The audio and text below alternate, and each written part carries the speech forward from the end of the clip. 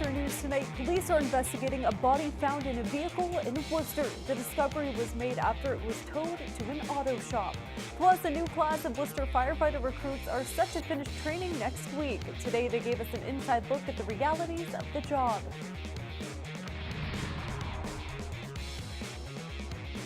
Good evening, I'm Brittany Schaefer. We begin tonight with developing news in Worcester. Police are on the scene of Early's towing, investigating a body found inside a vehicle. Crime scene tape has been put on around parts of the business on Park Avenue. Police say a van was towed and body was found inside. Our Cam Jandro joins us live now from Early's Towing with the details. Cam?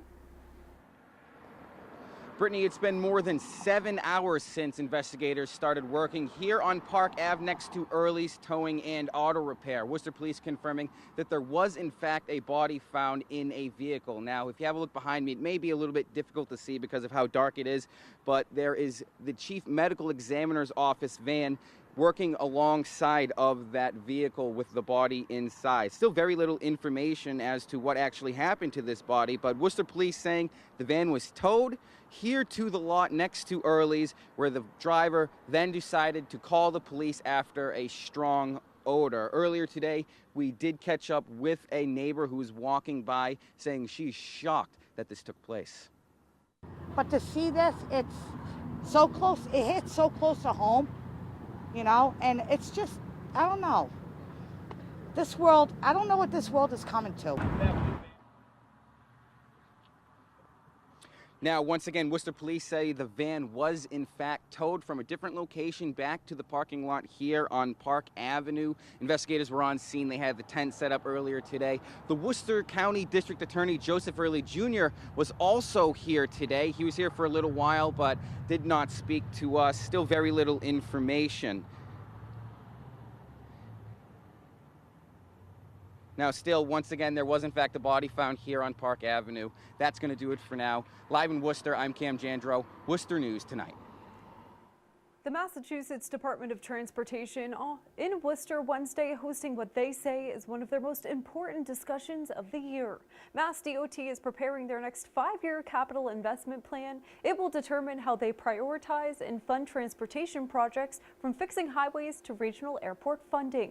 MassDOT will spend around $17 billion over the next 5 years. The goal of tonight's meeting is to hear residents' priorities, and some in Worcester wanted their voices heard.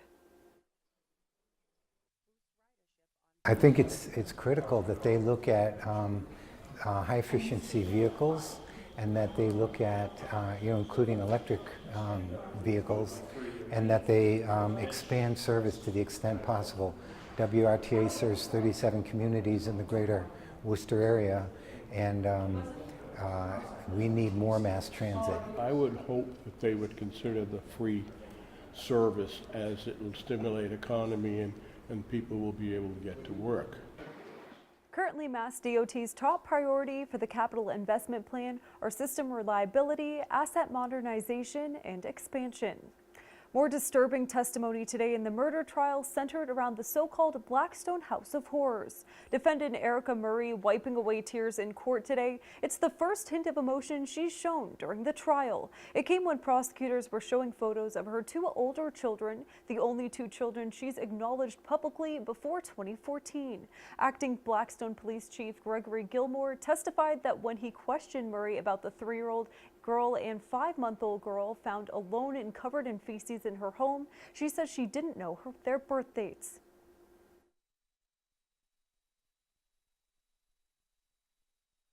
She did tell me specifically that they were her children.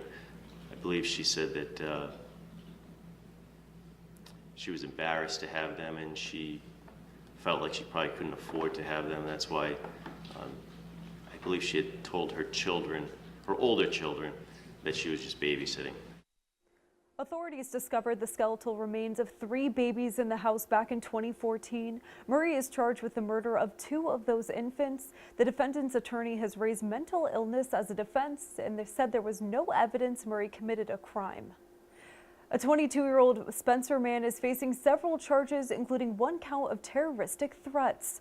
Auburn police say Robert Spencer threatened to shoot up a Ready-Med urgent care facility on Tuesday.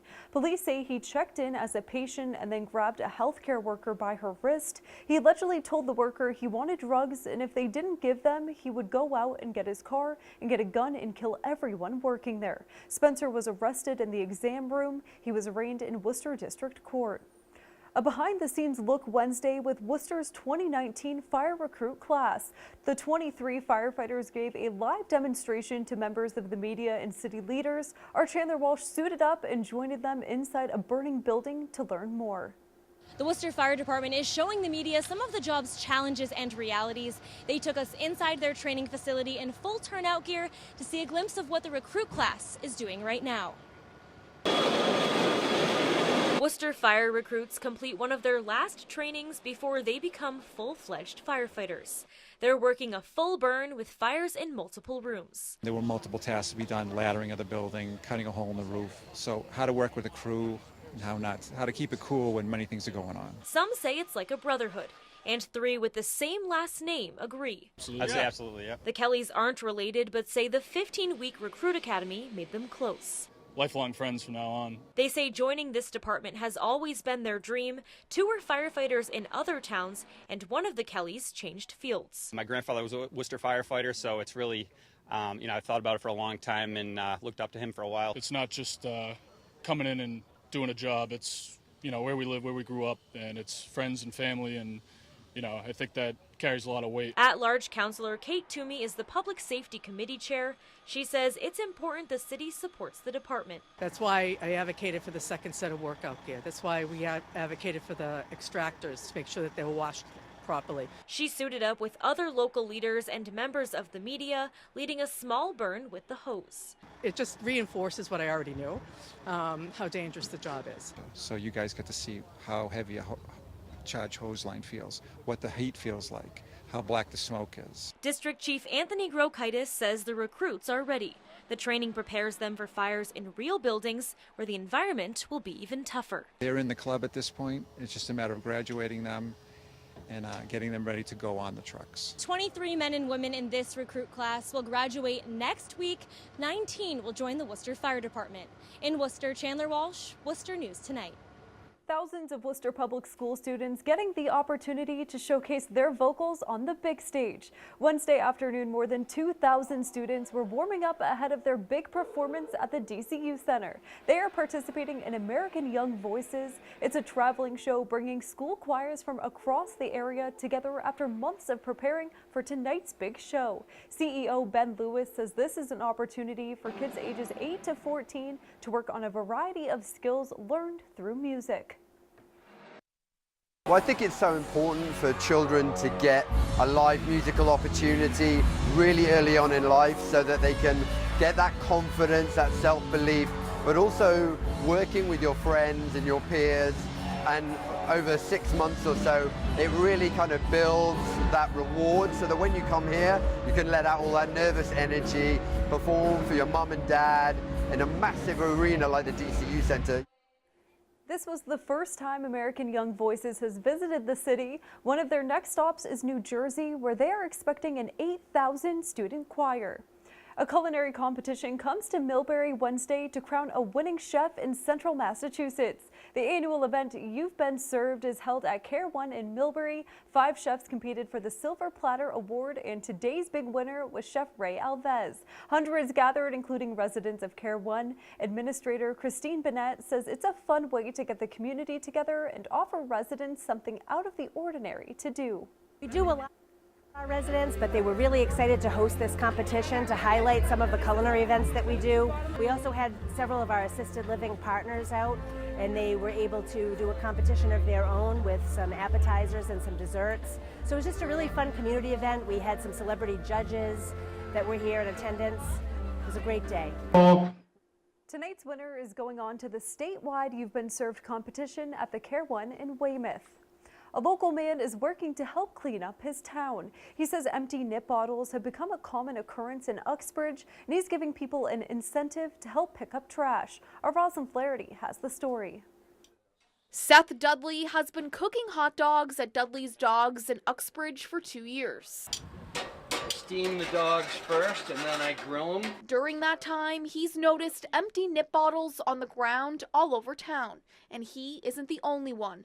A woman posted this on Facebook, saying she filled a 4-gallon bag of them from one street. Absolutely everywhere on the sides of the road. We come out of the supermarket and the parking lots, just driving down. If you try to take the dog for a walk, there's just nips and trash. On Facebook, people were complaining and nobody really had any good solution for it. Dudley thought a great solution would be to offer credit at his business if people brought him the empty nip bottles. He says 60 nips will get you a free hot dog. What I'm hoping this does is raise awareness for the actual amount of nip bottles all over the ground. He made a map of Uxbridge and says as people come in, he will mark where the problem spots are and let the town know.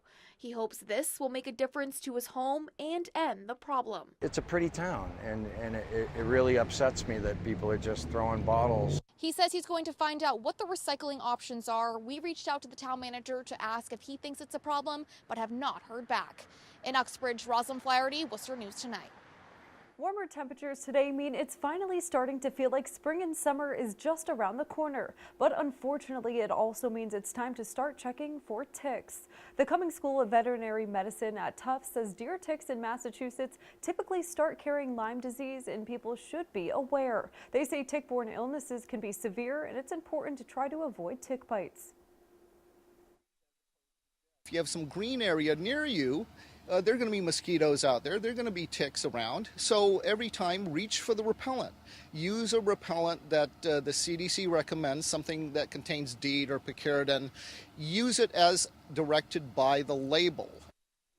Researchers are also looking at another tick-borne disease, but say it's only been found in Inner Mongolia, and we shouldn't have anything to worry about for now.